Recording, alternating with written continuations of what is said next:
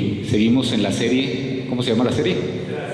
Trashuellas, exactamente. Por fin llegamos al capítulo 7. Tal vez recuerden el título de la reflexión de la semana pasada. Egocristocentrismo. Y hablábamos nos decimos cristocéntricos, pero realmente somos egocéntricos, es decir, queremos que se hagan las cosas a nuestra manera, como a mí me gustan, pero ponemos el nombre de Jesucristo allí como para decir que somos cristianos, pero realmente lo que queremos en el fondo es que se haga nuestra voluntad. Y hablábamos que nuestra mirada no puede estar en el beneficio temporal, sino que tiene que estar en la voluntad de Dios. ¿Qué es lo que quiere el Señor para nosotros? ¿Qué es lo que quiere el Señor en general? Porque la gloria es para Él. Todo se trata de Él, no se trata de nosotros. En la historia de nuestra vida como cristianos, el protagonista es el Señor Jesús. Nosotros apenas somos actores de reparto. No somos los protagonistas. Todo se trata de Él, lo que Él quiere, como Él lo quiera, de la manera que Él lo quiere. Pero a veces nosotros queremos ser los protagonistas de la historia. A veces nosotros queremos ponernos en el trono, sentarnos en el trono. Entonces, todo se trata de Él. Absolutamente todo se trata de Él, no de nosotros, no de nuestros gustos, no de nuestros caprichos. Él es. Todo es para la gloria de Él, todo es por Él y todo es para Él. Y así llegamos al capítulo 7 de Marcos. ¿Cuál es el título de la reflexión? Hacer o ser. He aquí el dilema. ¿Alguna ocasión, a alguno le ha pasado que por falta de tiempo tiene una reunión, tiene que llegar a un sitio de trabajo, tiene que presentarse y no le da tiempo suficiente para planchar toda la camisa? ¿Qué hace uno? El frente y el cuello, y el saco cubre el resto, ¿verdad? Y se ve uno muy elegante, pero sabemos que el 70% de la camisa está arrugada.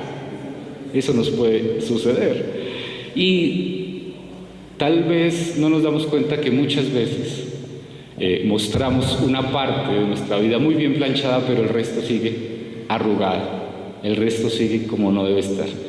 Hace unos días aquí en la oración de la mañana, que están cordialmente invitados, de martes a viernes, de 7 a 9 de la mañana tenemos acá oración, estábamos poniendo un ejemplo y yo les decía, que ustedes si ponemos aquí un muerto, si sentamos acá un muerto en una silla, lo peinamos bien bonito, lo maquillamos, ponemos un traje bien bonito y lo sentamos, ¿se darían cuenta que está muerto? ¿Por qué se darían cuenta? No, está bien maquillado. No se mueve, pasó el servicio, quedó quieto allí, no dijo nada, no saludó, no abrió la Biblia, en fin. También por el olor. Bueno, yo no había pensado en el olor, pero tiene toda la razón, Iván, también por el olor. Hoy vamos a hablar de eso, de hacer o ser, de estar planchados o de parecer planchados, de estar vivos o parecer vivos. ¿Qué es lo que somos? ¿Qué hay en nuestra vida? ¿Qué es lo que hay en nuestro corazón? En el periodo intertestamentario, que es desde Malaquías hasta Mateo, pasan aproximadamente 400 años. Por eso, cuando uno está leyendo la Biblia y llega hasta Malaquías, la manera, la sociedad judía, todo lo que está sucediendo tiene como una forma de ser. Pero abre uno Mateo y de pronto como que todo ha cambiado. ¿Qué sucedió? Es porque han pasado 400 años que la Biblia no nos narra, una parte histórica que no entendemos. Y es en esa época donde han sucedido varias situaciones. En esa época aparecieron, vino el imperio griego. Para contrarrestar al imperio griego vinieron los esenios, vinieron los fariseos, vinieron los saduceos, una cantidad de grupos que el Antiguo Testamento no menciona. Y todo esto sucede allí. Pero antes de eso, cuando llegaron los deportados a Babilonia, nuevamente a Jerusalén, estaba allí Nehemías reconstruyendo todo Jerusalén, reconstruyendo el templo. Y había un sacerdote, ¿recuerdan? ¿Cómo se llamaba? Con Esdras, exactamente. Estaba Esdras. Esdras, él se encargó de volver a traer la palabra de Dios, de volverla a poner en el centro, y se encargó de estudiarla, porque la habían abandonado por varios años, de estudiarla, de interpretarla desde la misma Biblia, de enseñarla y de aprenderla él también. Él es el origen de lo que más adelante llegan a llamarse los escribas o los maestros de la ley. Esdras 7:10 dice: Esdras se había dedicado por completo a estudiar la ley del Señor, a ponerla en práctica y a enseñar sus preceptos y normas a los israelitas. Este fue el origen de los escribas, de los maestros de la ley. Excelente, espectacular, una intención realmente noble. Y obviamente Esdras lo hizo con todo su corazón. Pero lo que comenzó, lo que inició como un sano deseo de estudiar, de enseñar la palabra de Dios, de cumplir la palabra de Dios en casi 500 años que pasaron desde Esdras hasta Jesús, degeneró en solamente cumplir la letra de la ley. Y no solo en eso, sino que a esa ley le fueron añadiendo más y más normas, más y más tradiciones estrictas para que, entre comillas, fueran más puros. Y estos expositores profesionales de la ley, escribas o maestros de la ley, se habían convertido en personas que solamente se dedicaban a polemizar la teología, a defender lo que el rabí tal había dicho o lo que el otro rabí había contradicho. Y estaban en esa dinámica y cada día había más y más y más normas. Se volvieron tan escrupulosos que dividieron la ley humana, la ley de la tradición, en 613 decretos que debían cumplir. Y se separaban de las personas que no cumplían esos 613 decretos. Esta persona no hizo esto, esta persona no hizo lo otro, esta persona no merece que nosotros nos acerquemos. Habían ido muchísimo más allá de lo que las escrituras decían. Habían ido muchísimo más allá de lo que la palabra de Dios decía allí. Y es allí donde vemos la diferencia que hoy separa a Jesús de los que lo están atacando, de los que lo van a atacar en el texto de hoy. Porque estas personas que lo van a atacar, que son los fariseos y los escribas o maestros de la ley, son personas arraigadas a todas estas tradiciones. Y Jesús les muestra que hay un problema que están viviendo en su vida, que están viviendo en su relación con Dios y que hay que solucionarlo, que hay que revisarlo. El primer punto, ¿cómo dicen? Lo que no hacen los que son. Lo que no hacen los que son discípulos de Dios. Lo que no hacen los que son seguidores de Jesús. ¿Cuántas personas de aquí son seguidores de Jesús? Poquitos. Tenemos que tener más conversiones porque todavía estamos como caminando para otro lado. Dice el versículo 1: los fariseos y algunos de los maestros de la ley que habían llegado de Jerusalén se reunieron alrededor de Jesús. Les decía que los maestros de la ley son los escribas. Y aquí cabe resaltar, recordar que estos maestros de la ley habían llegado desde Jerusalén, se habían desplazado hasta arriba, lejos, desde Jerusalén. ¿Por qué? Porque allí en Galilea estaba Jesús desarrollando su ministerio y hasta el Sanedrín, es decir, ese consejo religioso tradicional que estaba en Jerusalén, había llegado la noticia que había un hombre que estaba siendo muy popular, pero que no cumplía las leyes de los ancianos. Y ellos llegan allí como una delegación especial. ¿Para qué? Para espiar a Jesús. Son los espías que están ahí mirando qué es lo que hace Jesús. Son espías de esos opositores intelectuales que tenían la misión de hacer caer a Jesús en una trampa.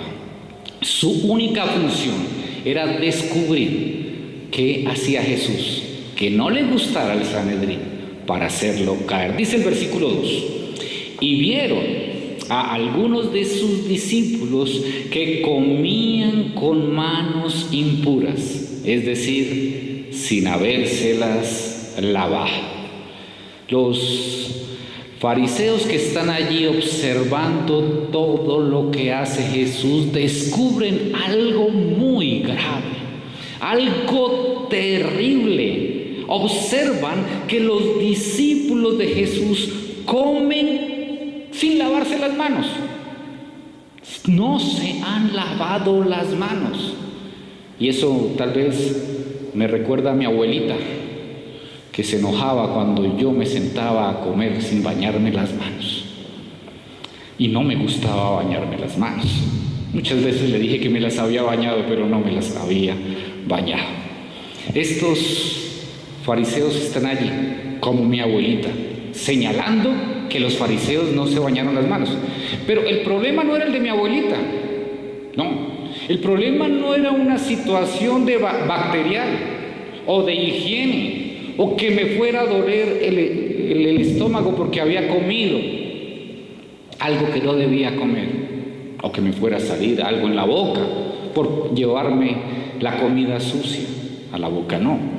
El problema es que el lavarse las manos de cierta manera era obligatorio para todos los judíos, según los escribas o maestros de la ley y los fariseos. Y fue precisamente esto lo que los escandaliza a ellos.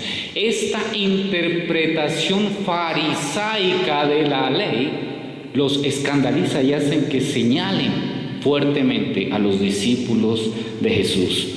Y aquí vemos que Jesús no concedía ninguna importancia a las tradiciones humanas. Dice la palabra que Jesús cumplió toda la ley, pero es que esto está fuera de la Biblia. Estos son elementos anexos, sumados, añadidos a la palabra de Dios. Y Jesús no concede importancia alguna a estas reglas. Sin embargo, quienes las cumplían lo consideraban un mal hombre por no cumplirlas, y un pésimo maestro, un pésimo rabí por no obligar a sus discípulos a cumplirlas. Y esta es la principal ruptura entre Jesús y los fariseos y los escribas, el que Jesús no le concediera importancia a lo que no está en la palabra de Dios. Podríamos decir que Jesús cargaba un letrero como este, que está aquí abajo: solo la Biblia, lo demás no tiene importancia. Es claro entonces que los escribas y Jesús, que los fariseos y Jesús no tienen nada en común en cuanto a este punto. Dice el versículo 3: en efecto, los fariseos y los demás judíos no comen nada sin primero cumplir con el rito de lavarse las manos, ya que están ¿qué? Aferrados a la tradición de los ancianos. Y Marcos, que está escribiéndole a una audiencia gentil, a una audiencia romana, el escritor del Evangelio, Marcos tiene que explicarnos a nosotros los gentiles qué es lo que está sucediendo. Por eso viene este paréntesis, ¿no? Es una explicación. ¿Qué es lo que nos está explicando? Marcos a nosotros, los gentiles, que los escribas y fariseos, cuando ven comer a los judíos sin lavarse las manos, están viendo a unas personas que están incumpliendo un rito establecido rígidamente por algunos rabinos que habían añadido tradiciones a la palabra de Dios, y sobre todo que estaban incumpliendo el del lavamiento de las manos. Resulta que para los judíos tocar algo inmundo los hacía impuros, los hacía inmundos. Si una mujer que tenía la menstruación, que estaba en el periodo, se había sentado en una silla y yo ponía sin quererlo la mano en esa silla, inmediatamente quedaba impuro. Si un gentil, un no judío, había tocado esta columna, y yo sin quererlo me recostaba en la columna, yo quedaba impuro. Si posiblemente por aquí había caminado un féretro, habían llevado un féretro con un cadáver, y yo caminaba por acá, yo quedaba impuro. Entonces tenía que cumplir con ese rito anexo, adicional, de lavarme las manos para quedar puro. Y era un lavamiento ritual. Habían unos cántaros especiales donde estaba el agua de la purificación. ¿Y ustedes recuerdan en dónde aparecen esos cántaros? ¿En qué milagro de Jesús? En las bodas. Cuando Jesús toma agua y la convierte en vino, está convirtiendo el agua de la purificación en vino. Y estas personas están esperando que los discípulos hagan lo siguiente: se acerquen al cántaro que está allí de piedra, de una piedra especial, quiten la tapa, pongan las manos en esta posición, derramen agua sobre las manos hasta que baje a la muñeca. Si se sentía muy impuro, levantaba un poco las manos para que bajara hasta el codo. Después, con el puño, ¿cómo diríamos? Refregaba la palma de la otra mano, y así con la anterior. Y con el puño también refregaba la parte posterior de la mano. Una vez había cumplido con este ritual, ponían las manos hacia abajo y nuevamente depositaban agua sobre las manos para que cayera toda la inmundicia fuera de él. Y ahora sí, después de hacer eso, podían acercarse a la comida y disfrutar de esta cena. Entonces, dense cuenta que era muy fácil identificar a quien no se había lavado las manos, porque cualquiera se hubiera dado cuenta quién se lavó las manos y quién no. Los fariseos y los escribas están observando minuciosamente a Jesús y a sus discípulos y se dan cuenta que no cumplen. Y dejar de hacer esto era a los ojos de los religiosos no una falta de higiene, no, era algo gravísimo, era ir en contra de Dios, era caminar por la vida impuro a los ojos de Dios. Por eso continúa en el versículo 4 explicando Marcos a nosotros los gentiles. Al regresar del mercado no comen nada antes de lavarse, y siguen otras muchas tradiciones, tales como el rito de lavar copas, jarras y bandejas de cobre. El rito del lavatorio no se limitaba solo a las manos, era ampliado a todo aquello que podía ser contaminado porque alguien impuro tocó esa jarra, porque alguien que viene de charlar con un gentil o con una mujer que tiene el periodo tocó una copa. Hay que lavar absolutamente todo, porque no sabemos cómo pudo ser contaminado ceremonialmente. Entonces ellos estaban muy pendientes de eso, todo podía contaminarse. Y para los escribas y fariseos, esas normas, esas minucias, esas reglas eran la esencia de la religión. El cumplir cada una de estas normas era adoración a Dios. Y el que no cumpliera estas normas no solo no adoraba a Dios, sino que era un vil, pecador. Esa era la idea que tenían los escribas y los fariseos de la adoración.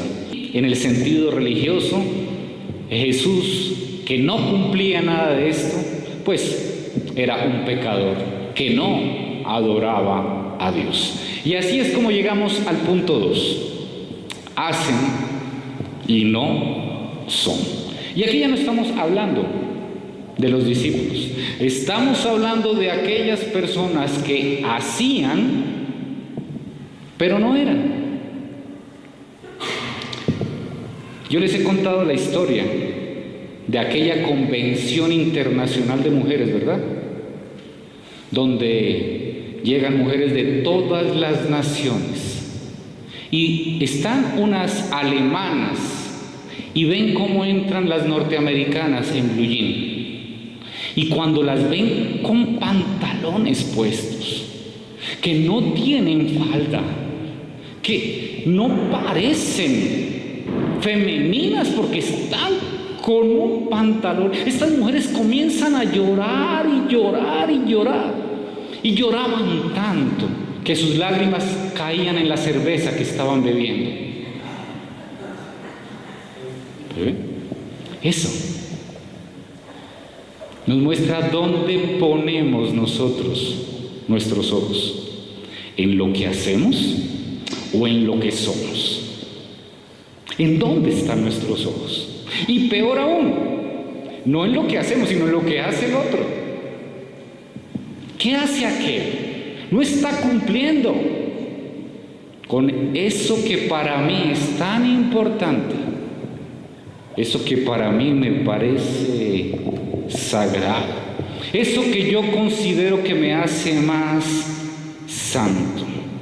Y nosotros tenemos en nuestra mente una percepción cultural, en mucho, de lo que un cristiano no puede hacer y de lo que un cristiano debe hacer. Y al igual que los escribas y fariseos, muchos de estos elementos no tienen nada que ver con la palabra de Dios. No los vamos a encontrar en la palabra de Dios. Aquí no están esos elementos que nosotros creemos que un cristiano debe o no debe hacer. Dice el versículo 5: así que los fariseos y los maestros de la ley le preguntaron a Jesús: ¿por qué no siguen tus discípulos la tradición de los ancianos en vez de comer con manos impuras? Estos fariseos están confrontando a Jesús. Estos maestros de la ley están enfrentándolo con lo que para ellos es tan importante. ¿Por qué Jesús? ¿Por qué tú, Jesús? ¿Por qué tus discípulos no cumplen con la tradición? ¿Cuál tradición? Sí, pero ¿qué dice la tradición de los ancianos? Y aquí no se está refiriendo a los viejitos de Israel o de la sinagoga, no, se está refiriendo a aquellas personas, a aquellos rabinos que por años habían escrito cómo se debía vivir la religión judía. Y la pregunta es, ¿por qué no actúan conforme a las tradiciones humanas? Miren el motivo de escándalo, de escandalizarse de estas personas. ¿Por qué? ¿Por qué no obedecen nuestras tradiciones? Y la pregunta no es ¿por qué no obedecen la palabra de Dios? Porque eso en últimas es lo que nos tiene que importar. Eso en últimas es lo que a una persona que quiere ser fiel al Señor le tiene que interesar. No es por qué no cumplo las tradiciones de los ancianos, sino por qué no cumplo la palabra de Dios. Esa es la parte que debe ser importante. Pero a estos escribas, a estos fariseos no les interesa la palabra de Dios. Les interesa las tradiciones. Para ellos la palabra de Dios no es la fuente de autoridad. La fuente de autoridad son las tradiciones humanas. Son ellas las que deben observar. Son a ellas las que deben seguir. no la palabra de Dios. Y aquí tenemos que resaltar algo maravilloso. Jesús no está inquieto porque sus discípulos no sigan las tradiciones humanas. Jesús no se preocupa porque sus discípulos ofendan con sus acciones a las personas religiosas. Jesús no está incómodo porque sus discípulos están ofendiendo a los que siguen las tradiciones humanas. Eso no es algo que Jesús lo trasnocha. Jesús no dice: cuidado, discípulos, vienen los fariseos, lávense las manos para que no se ofendan. Jesús no le dijo a los discípulos aquel sábado en que estaban comiendo espigas: discípulos, vienen los fariseos, escondan las espigas. Y todos los discípulos ya no se van a dar cuenta que estamos comiendo en sábado. No. Jesús no está interesado en no ofender a los religiosos. Jesús está interesado en que sus discípulos vivan cerca de Él, caminen con Él, crezcan con Él y vivan en la libertad que Él les está dando. En cambio, nosotros muchas veces estamos tan preocupados por no ofender que no vivimos la libertad en Cristo.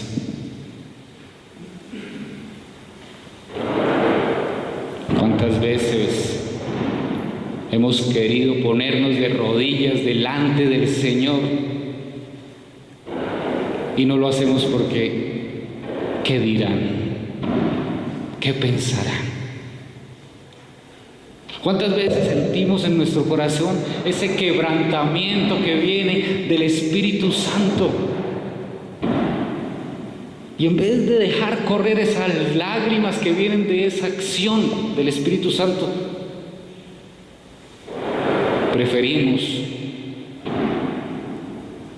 ocultarnos porque se pueden ofender a aquellos religiosos.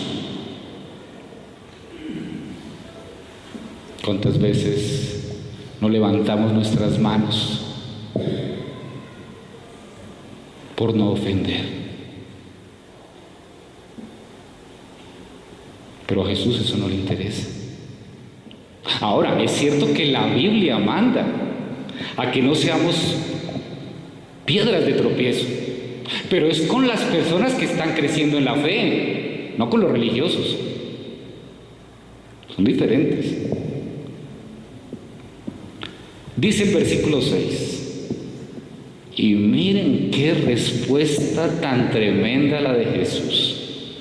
Él les contestó: tenía razón Isaías cuando profetizó acerca de ustedes, hipócritas.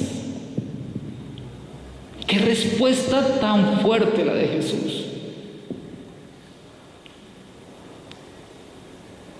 No solo no trataba de ofenderlos, sino que les hablaba con claridad. Con claridad. Y Jesús acá no se dirige a sus discípulos. Tal vez estos escribas y fariseos estaban esperando que Jesús les dijera: discípulos, Pedro, Juan, pídanle perdón aquí a estos escribas y fariseos, ofrézcanle disculpas por no haberse lavado las manos. Y vayan, lávense las manos y vuelven. Jesús no hace eso. Jesús le habla directamente, de frente y de manera contundente a los escribas y fariseos.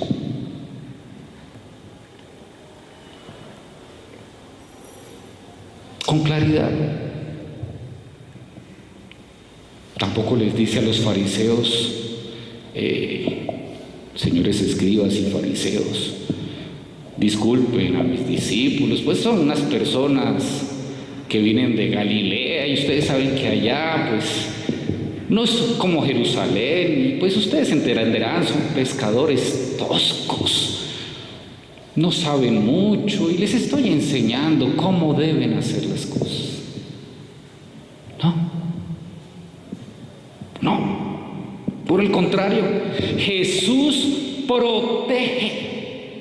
protege a sus discípulos ante los señalamientos de los religiosos, los rodea y les habla claro, enfrenta a los religiosos con una realidad que tiene. Va a citarles un texto de Isaías, pero antes de eso utiliza una palabra muy fuerte: hipócritas. Hipócritas. Una palabra que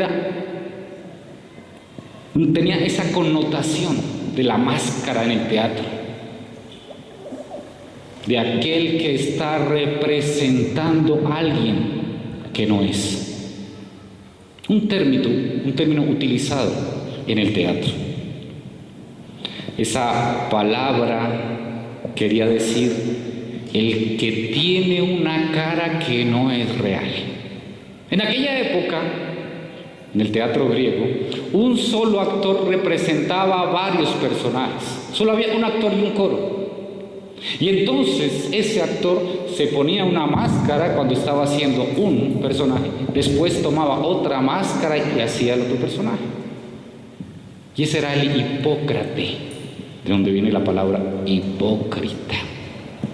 Y Jesús está diciéndole a estos fariseos, está diciéndole a estos maestros de la ley que son personas que aparentan una espiritualidad que no tienen,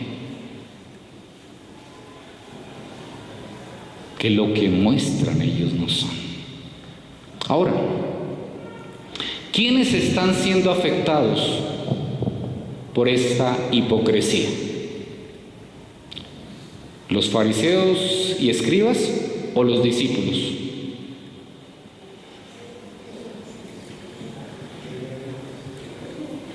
Pues los fariseos. Los discípulos los señalan, los regañan, le dicen todo lo que quieran decir, pero ellos están creciendo en Cristo, ellos están caminando con Jesús. Ellos están de fiesta con Cristo. ¿Quiénes son los que se amargan? ¿Quiénes son los que se están alejando de Dios? ¿Quiénes son los que se están secando espiritualmente? Los fariseos, los escribas. Estas personas, está diciéndole a estos maestros de la ley, está diciéndole a estos fariseos que son personas que están lejos de Dios. Y en este momento Jesús cita un pasaje que está en Isaías 29:13. ¿Quién nos ayuda con ese pasaje? Isaías 29:13. Rápidamente una Biblia que nos ayude con ese pasaje.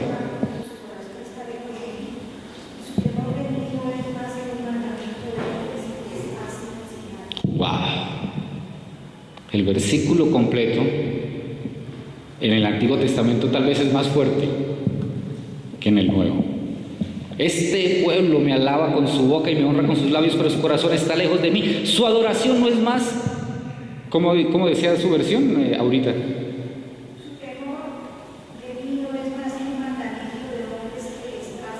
Un mandamiento de hombres que les ha sido enseñado. De hombres.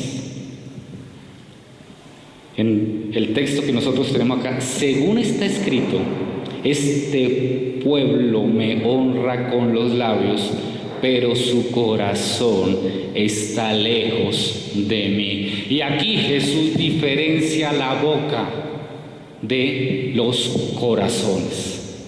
Nosotros caemos exactamente en lo mismo cuando nos enfocamos más en lo que nos hemos inventado que en lo que dice la Biblia.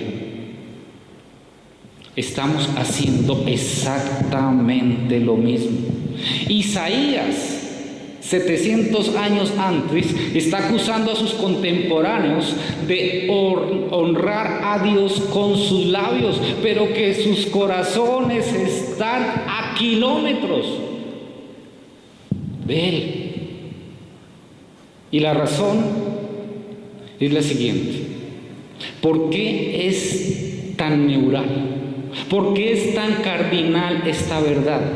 Porque muchas veces nosotros nos creemos espirituales, nos creemos cerca de Dios porque cumplimos ciertas normas, ciertas prácticas que no son bíblicas, pero que las cumplimos porque nos hacen sentir bien, espirituales.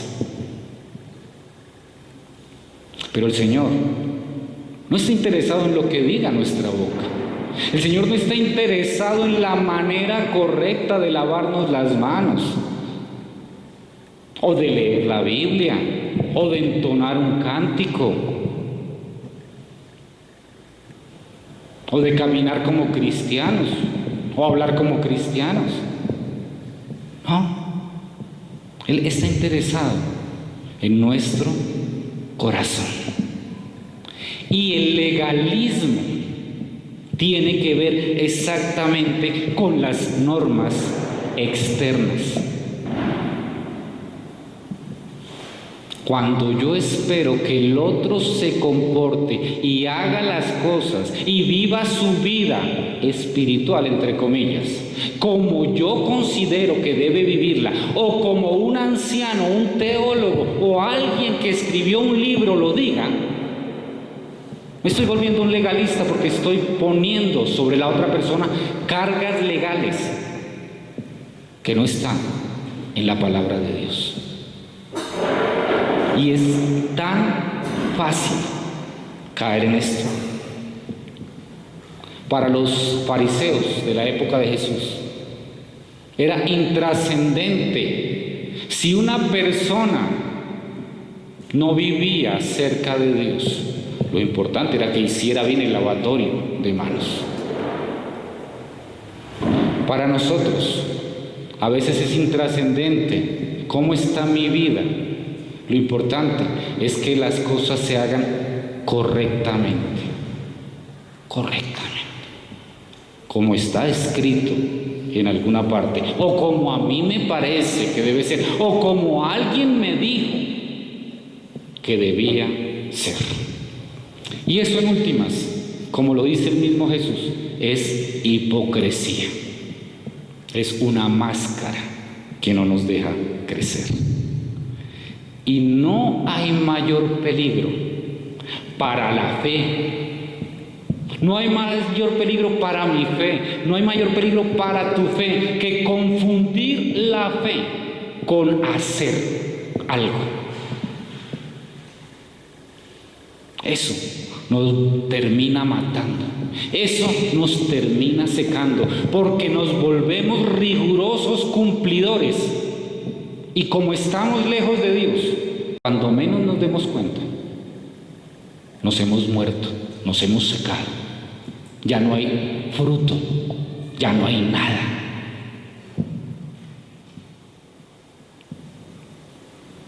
Este tema de Jesús con los fariseos, con los escribas, es vigente para nosotros hoy día. Es supremamente importante. La cuestión fundamental es cómo está el corazón de la persona. ¿Cómo está mi corazón? ¿Cómo está tu corazón en tu relación con Dios? No tiene nada que ver con lo demás. Lo demás va a causar en ti orgullo cuando lo cumples. Y va a causar en ti resentimiento, va a causar en ti amargura cuando ves a otros que no lo cumplen.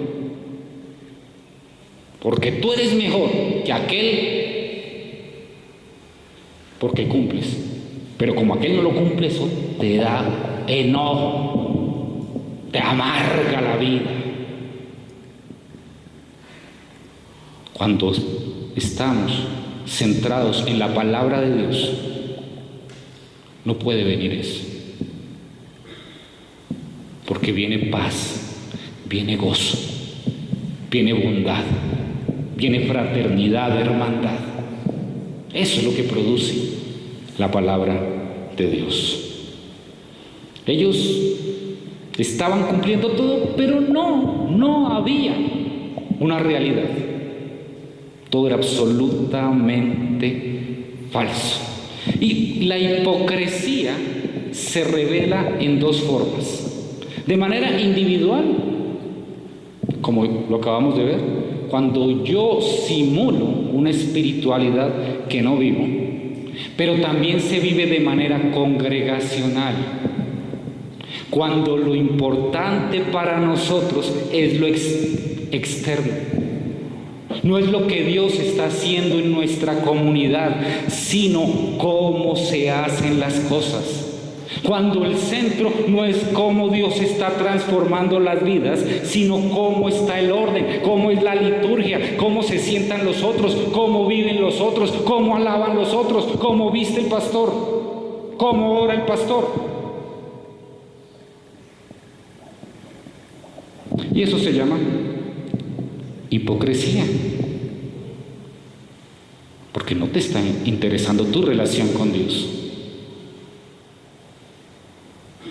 Eso es lo de menos. Y te vuelves amargado, te vuelves quejumbroso.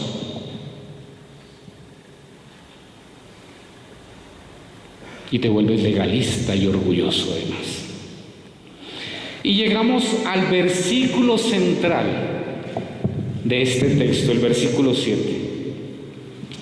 En vano me adoran, sus enseñanzas no son más que reglas humanas. Este es el versículo clave de esta perícopa. Como les decía hace 8 días, tenemos que encontrar el versículo clave para saber qué es lo que nos quiere enseñar el Señor.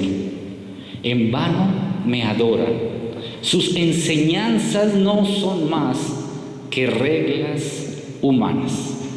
Ahora, ¿qué está haciendo Jesús? Está acusando a aquellos legalistas que sustituyen la palabra de Dios por normas inventadas por los hombres para su dirección en su vida. Estas personas no dependen de escuchar a Dios, estas personas no dependen de las Escrituras, estas personas no dependen de la Biblia, sino de escuchar las discusiones y debates de los rabinos, de sacar a la luz lo que dijo el rabino aquel y lo que dijo el rabino tal.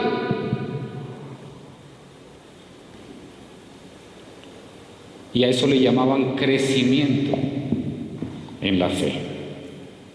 La verdadera adoración no puede ser nunca, jamás, el producto de la mente humana, por muy prodigiosa que sea, por muy inteligente que haya sido aquel que se inventó algo. Eso no te va a hacer crecer espiritualmente.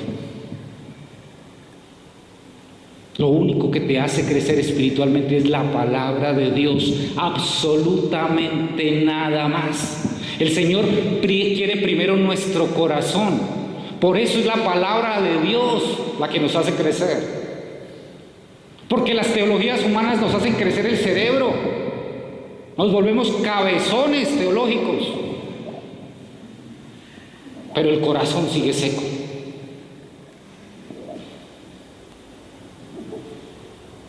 Sigue seco. Jesús les dice nada más y nada menos, está acusando a estos fariseos y escribas de adorar a Dios en vano. Todo lo que hacen es en vano. Más adelante, Jesús les dice que todos sus holocaustos lo tienen aburrido, que todas sus adoraciones lo tienen harto.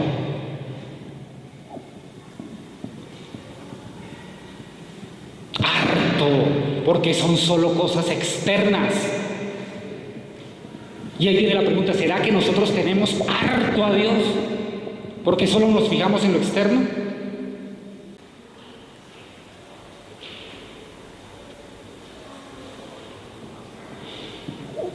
Jesús no se somete a las tradiciones de los religiosos. Jesús enfrenta rotundamente, contundentemente las tradiciones de los religiosos. Y eso es lo que están aprendiendo los discípulos. Por eso más adelante en Hechos de los Apóstoles vemos a los discípulos enfrentando toda la religiosidad, no solo judía, sino de las otras culturas, porque lo aprendieron de Jesús. Y nosotros como discípulos de Jesús tenemos que enfrentar todo aquello que no es la palabra de Dios, que nos seca, que nos mata. Es muy importante que pongamos atención a la palabra de Dios para que no caigamos en lo que no es la palabra de Dios. Por eso muchas personas caen tras las tradiciones humanas porque no les enseñaron a escudriñar la palabra de Dios. No les enseñaron Biblia, les enseñaron tradiciones humanas.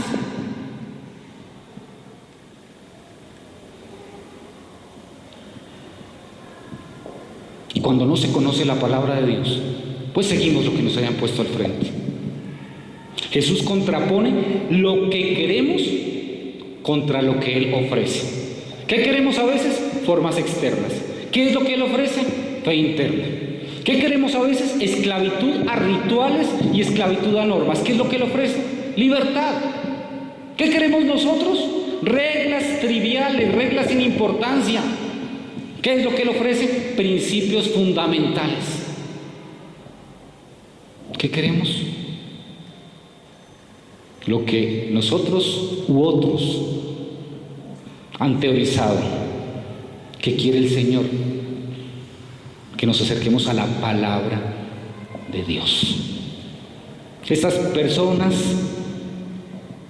estaban lejos de Dios. Dice el versículo 8: ustedes han desechado los mandamientos divinos y se aferran a las tradiciones humanas. Jesús no paraba. Vuelve y les da duro. Ustedes han desechado, han botado a la basura, lo han considerado como el desecho, lo que Dios quiere, los reglamentos divinos, pero en cambio se han aferrado a las tradiciones humanas como lo más preciado, como lo más importante. Esas personas estaban dejando lo más importante, la palabra de Dios, las Escrituras.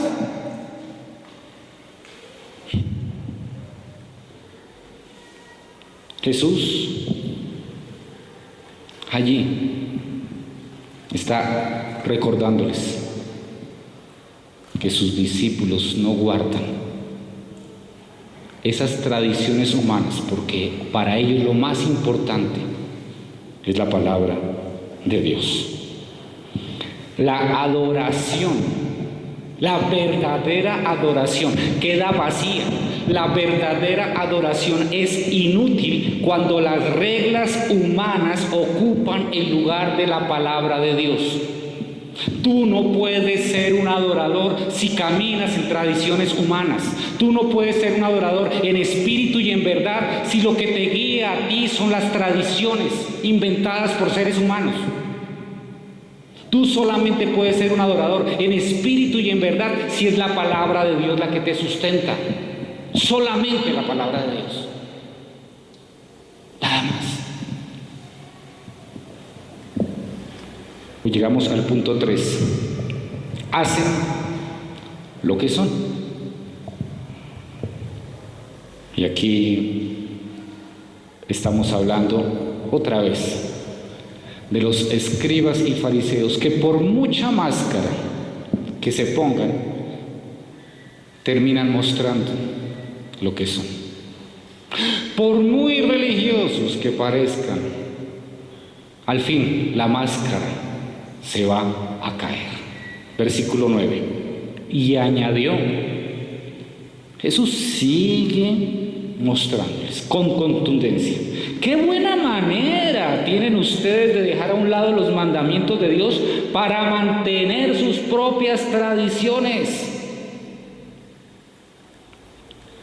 Invalidan, dejan a un lado la palabra de Dios para mantener sus propias tradiciones, porque a veces nos aferramos tanto a las tradiciones humanas, a veces nos aferramos tanto a lo que nos dice la palabra de Dios, que terminamos invalidando lo que sí es la palabra de Dios porque estamos aferrados a aquello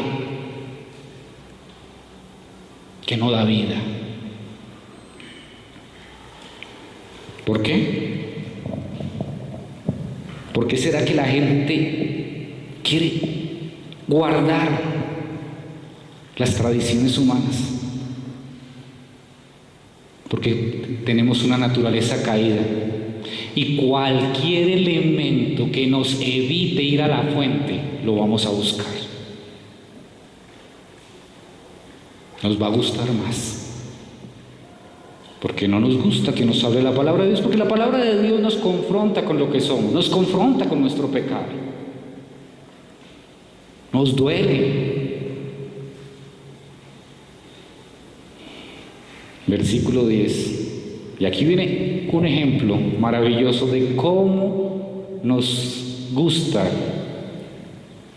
los inventos humanos para evadir lo que Dios quiere. Versículo 10. Por ejemplo, Moisés dijo: honra a tu padre y a tu madre, y el que maldiga a su padre o a su madre será condenado a muerte. En la ley, todos lo sabemos, el mandamiento está de honrar a padre y madre, ¿cierto? Y es uno de los mandamientos morales que son permanentes. Hablábamos que hay mandamientos civiles, mandamientos ceremoniales y mandamientos morales. Los dos primeros ya no están vigentes, pero los mandamientos morales siguen vigentes. Y aquí, este mandamiento vigente de honrar a su padre y a su madre, como vamos a ver, va a ser evadido por las tradiciones humanas. Dice el versículo 11: ustedes, en cambio, enseñan que un hijo puede decirle a su padre o a su madre: cualquier ayuda que pudiera haberte dado es corbán, es decir, ofrenda dedicada a Dios. Esto era una manera muy espiritual para que los hijos, cuando estaban enojados con sus padres o cuando sencillamente no querían velar por ellos, evadieran esa ayuda para ellos. Había algo que se llamaba el corbán. Ese corbán era una ofrenda que se hacía. Decía: todas mis propiedades, todos mis sembradíos, todo de lo que yo recibo, mi sustento, de ahora en adelante es corbán. Quiere decir que está consagrado al Señor. Y el día que yo me muera, todo va a ir a la administración del templo. Ellos seguían cosechando, ellos seguían viviendo en su casa, pero cuando papá o mamá llegaban y le decían: mi hijo, no tengo techo, decía: lo siento, mi casa es corbán. Yo puedo vivir aquí mientras muero, pero esto ya está dedicado a Dios. Tengo hambre, dame algo de tu cosecha. Lo siento, mi cosecha es corbán. Yo puedo comer de allí, pero nadie más, porque está dedicado al Señor. Dice el versículo 12: en ese caso, el tal hijo ya no está obligado a hacer nada por su padre ni por su madre.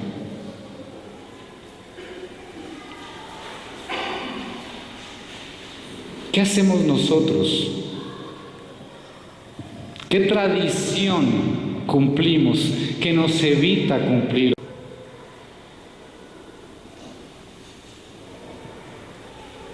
No. Yo ya me bauticé, yo ya no necesito tener fe, ya cumplí.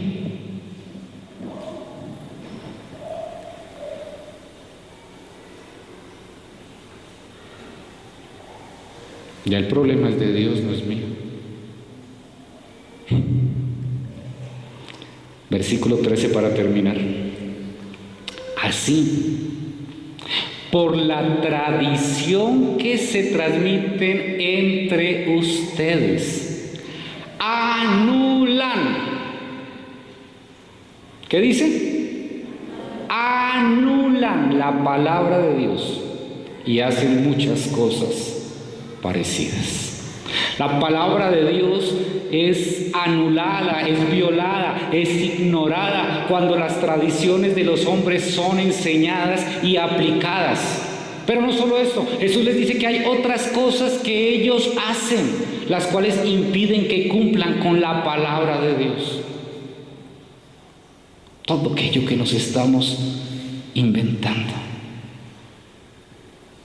Hoy, ¿cuántas cosas que no dice la palabra de Dios se están cumpliendo en las congregaciones? Y estamos desde lo que se inventó el apóstol de turno hasta lo que se inventó el teólogo de antaño.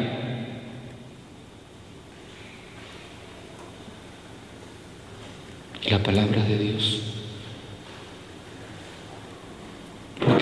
¿Por qué la queremos anular? ¿Por qué la queremos menospreciar?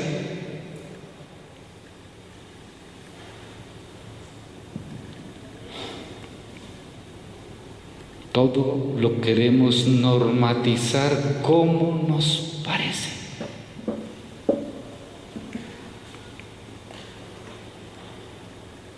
Cuando caemos en esto, terminamos practicando mandamientos de hombres y en vez de tener a Jesucristo como nuestro amo y Señor, nos hemos vuelto esclavos de aquellos que se inventaron estos mandamientos.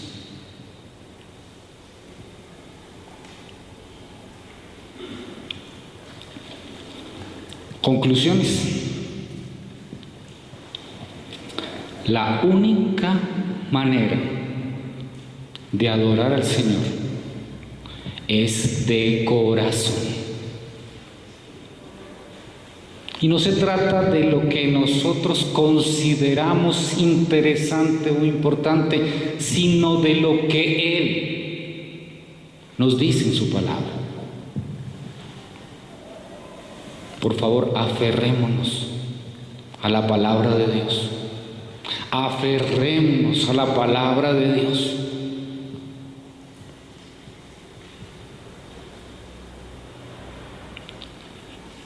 Tenemos en el corazón ser una iglesia bíblica, ejemplo.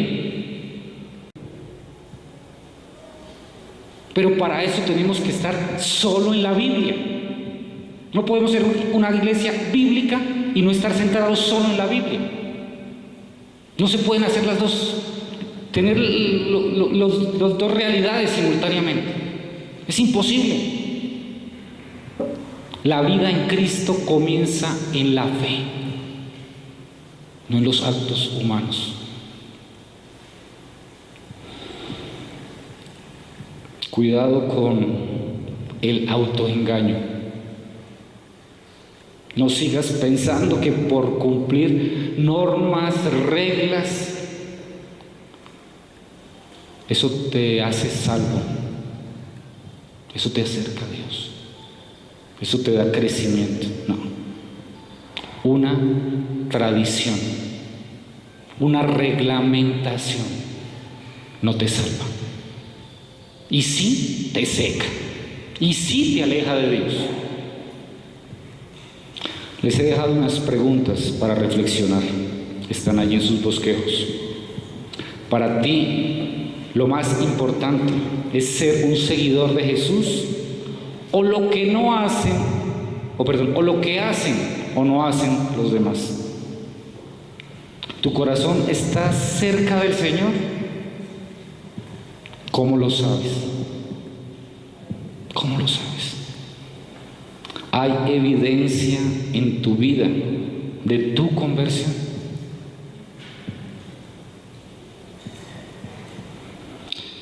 ¿Tu relación con el Señor se sustenta en hacer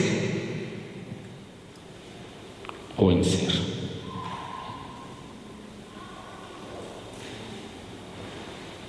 Todos los que estamos aquí estamos en peligro de invalidar la palabra de Dios por hacer lo que los hombres quieren que hagamos. Y la única manera es cada día volver a la palabra de Dios. No hay otra manera. Oramos.